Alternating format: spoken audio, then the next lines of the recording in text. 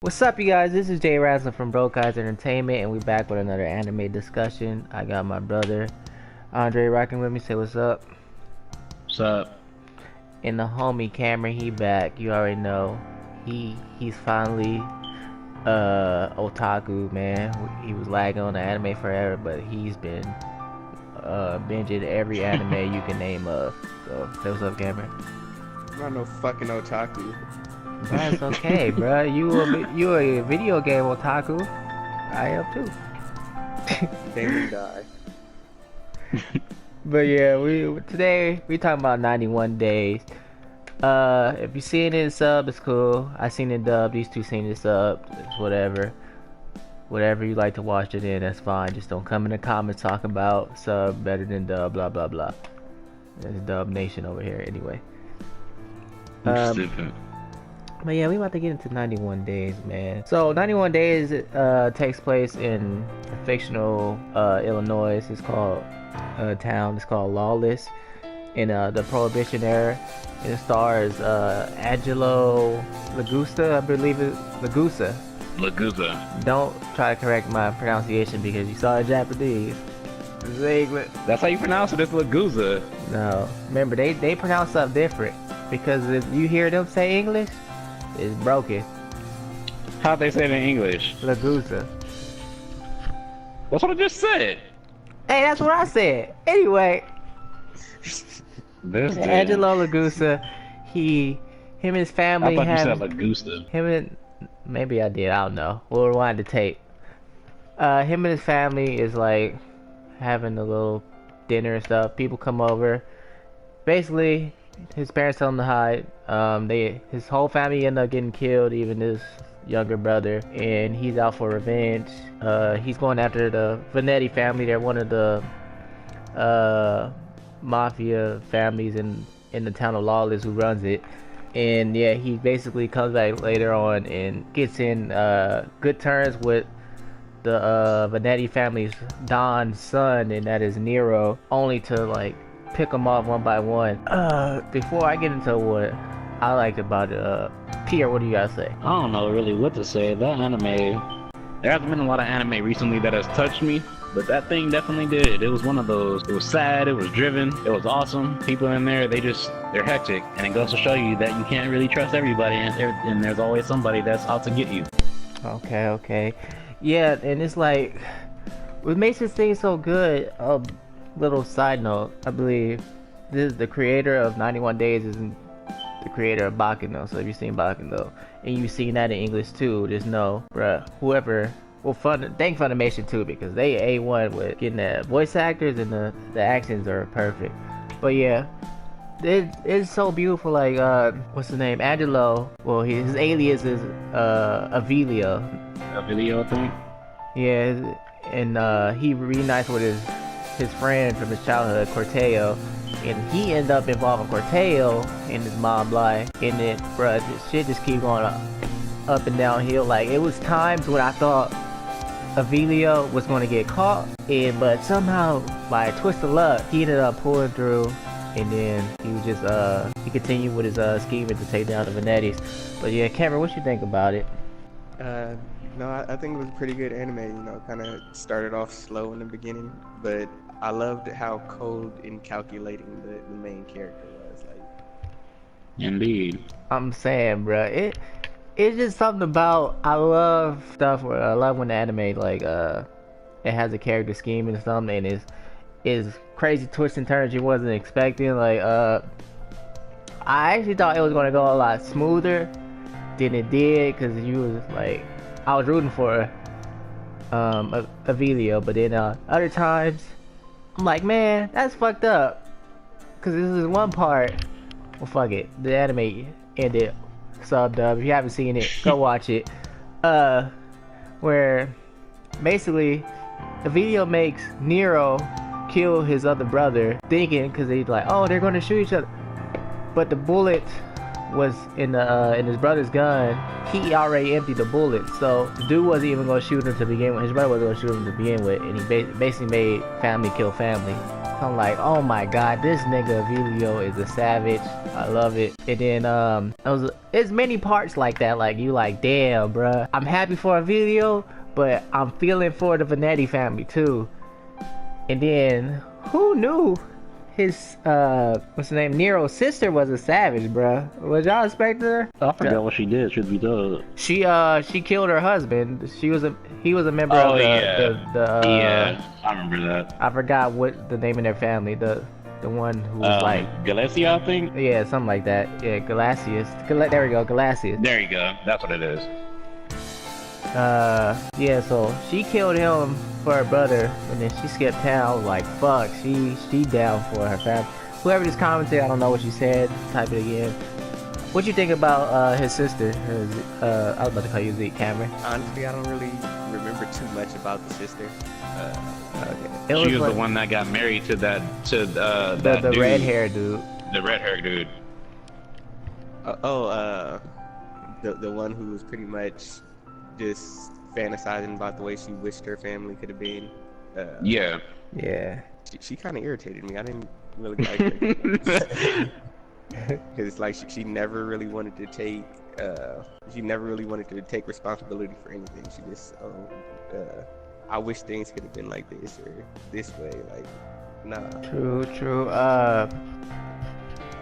And then they got crazy characters. Like, I love the dudes who voice fucking Lugo. Lugo is that wild card. Like, oh, you don't know if you want him as an ally, but then you don't because you don't know what he might do. And then like the one scene he did where Avilio and Nero worked together to handle one of the mob bosses, and he got him, and then they were eating at dinner. You know what I'm talking about. And then he had everybody eat his lasagna. Oh yeah. I'm like, Lugo, I love this guy. He's just that wild card. Like every time he was in the show, I loved every second. Who was his name? And that's the crazy dude, right? Yeah, Lugo. Yeah. He has like blondish hair, I believe. Yeah, I think they call him Fango or Fongo in Japanese. But yeah, that dude, he's intense. I didn't expect him to pair up either. I was like, what did I call him? Lugo? Yeah, you called him Lugo. Fongo. Yeah, my bad. Yeah. Yeah, he's I like his character. And Corteo's a friend, like, oh yeah, he want to help his best friend out at all costs, but he don't want to be in his life, and he keeps getting dragged in his life, and then like he's just reached a breaking point, and it's like, damn, when I'm trying to get out, I kind of did something bad. He pulling me back in. Right, and then I think Corteo had it in him. He fucking killed what's his name? I just draw the blank. Fongo. I was like, bruh, yeah. I was not expecting that. I wasn't expecting that either, truth be told, because Corteo, he like Cameron, he's the sister for me. Like, he really got on my nerves. I'm like, at certain time, like, yeah, I was like, okay, I can agree with him on some parts of the way that he's thinking, but at other times, I'm like, dude, I was like, man up, like, stop being a pussy, stop being a bitch. Like, he really got on my nerves. But then when he did that, I was like, okay, he learning from Angelo. He becoming a savage. Right. And you see over time that Vilio, it seems like he don't wanna go through with his plans anymore. Like by the end, he just like what's his name? Nero was like, why didn't you kill me? He was like, I could've, but I didn't want to anymore. Like because he started forming like a bond with Nero. Like he started to see him as a brother, a really good friend, like he did with Corteo. And then it was like when he had to kill his best friend, I think something broke in him.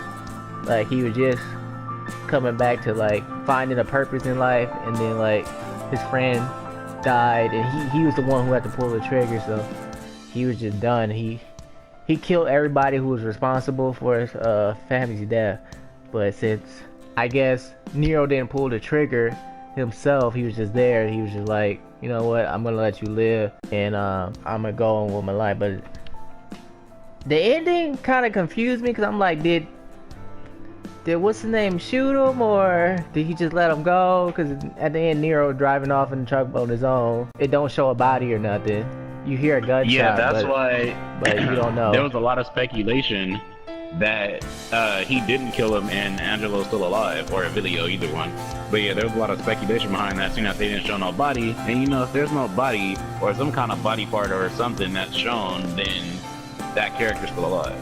Right. Alright, Cameron, what you think? I'm hoping there's a season 2. I don't know where the fuck it's gonna go, but they can't just kill off Angelo like that at the end. Agreed. Alright, okay, we're gonna end it with our favorite part and then one more thing. So, pick out your favorite part for the anime. Let's see, favorite part from the anime. Oh, I know. One of the parts, I have two. One of which was where they went into the area where they were making the lawless beer or alcohol, whatever it was. And Angelo set it up so that basically everybody in there got killed, and he was teaming up with the enemy and making it seem like that was his plan all along. Then that dude gets killed off too. That part was cool. Yeah. That was a strategy. Yeah, I think that was one of my favorite parts too. Cause yeah, that's the part I was talking about where it leads to Fongo's famous lasagna. But yeah, Yep. my favorite part would have to be when Emilio made Nero kill his brother. What's his brother name? I think it's Frate. That dude. Yeah, Frate. Frate. Yeah, when Nero made his brother kill Frate, and then like when he was leaving, he dropped the bullets in the plant. I was like, my nigga, you are a savage. Like he played Nero, he played Frate, and then he played his sister. He was like, oh, you got it, because he gave her. Remember earlier, he gave her a note like, oh, this is that. I don't even know what it said, but it's like, oh, you gotta help your brother out or something like that. So she killed her husband and then bounced. It's like, okay, now Nero's gonna be good, but Nero and Frate's gonna be good, but nope. Frate still died because Emilio is a genius. All right, Cameron. Frate should have he should have died a long time ago, because that dude was all kind of sketchy. He whatchamacallit? He's a mafia hopper. That man was on those drugs that the Orca family gave him, or I don't remember which one. One of the two. Yeah. Cameron, what's your favorite part? The part with the lasagna. Of course. Then they finally figured out it was the body. Like, it was just so the movie. One more thing. You know when they sent like a bounty hunter after Nero and Emilio, and he had that dog. When Emilio hit that man with the truck, the expression on the dog's face was hilarious. Like he was just like, "What the fuck just happened?" That was the best thing ever. But all right, let's summarize. I think it was. Oh yeah, I forgot the other one. By the way, real quick, that chick, that Fango, that he normally messed with. It's funny when Angelo walked in the room and like saw them going at it, and she was like, oh, like she's, I guess, like growing an attraction to him. Like, oh, he can join too. That part was funny too. Yeah, but all in all, this is a good anime. I think. I personally think, like, if this was made into a live action show, it would be so good. Like when I was watching, I'm like, this is a mafia show that people want. It is like it's drama, suspense, it's action. Like it makes you feel, because towards the end, like I said, when people were dying and important characters dying, I was feeling some type of way. And Right. yeah, this is just a really good anime. 12-episode anime, and it's just amazing. It's like you're thinking like Sopranos or that kind of stuff. It's like it's on those. I forgot this other movie. This movie that was really good too. But yeah, it's on par with these good live action like mafia shows and movies. So like it's a good watch. Pierre, what do you guys say about it? All in all, final thought. All in all, I would say it's something that I would definitely recommend to anybody who's looking for some kind of crime drama out there, some kind of crime anime. That's what it is. It's a crime anime. All right, Cameron, your final thought. It's a must-see for anybody who's tired of seeing anime with the bitch-ass main character. Hey, That's afraid to get the chick. That's a good fucking point right there. But yeah, that's the end of our discussion. If you seen the dub, you see the sub, or you haven't seen it, yeah, go watch it. Let us know what you thought about it in the comments, what you speculate about the ending, and what you wanted to talk about next. Cause as you heard from the previous episode, next week with Q, I'm doing Konosuba. If you ever seen that, it's hilarious. And What's Konosuba? I'll tell you after this. And then next week with my bro and Cameron, we talking about Alderman on the Sky. It's pretty good. So yeah, let us know in the comments below. We out. Peace.